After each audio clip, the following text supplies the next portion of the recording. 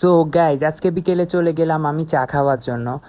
আর আজকে বিকেলে হয়েছিল একটু হালকা পাতলা বৃষ্টি। বৃষ্টির দিনে বিকেলে যদি চা না খাই তাহলে আমার দিনটা এই একরকম যায়। তো গাইজ বিকেলে বৃষ্টি হওয়ার কারণে কিন্তু আজকের ওয়েদারটা কিন্তু অনেক ভালো ছিল। আমি আজকে বাসা থেকে বের হয়ে আমার মনটা সত্যি আজকে খুব ভালো হয়ে গেল। তো গাইজ আপনারা কিছুকে ভালোবাসেন আর নাই বাসেন, এই প্রকৃতিকে কিন্তু অবশ্যই ভালোবাসবেন। আমি এখন আছি খালের পাড়ে, এই জায়গায় কিন্তু মোটামুটি একটা ভালোই বাতাস ছিল। সো গাইজ আমি রোডের পাশ দিয়ে হাঁটছিলাম, মোটামুটি ওয়েদারটা কিন্তু আজকে অনেক সুন্দর ছিল, শুধু আজকে আকাশের রংধনুটা ছিল না, এটাই।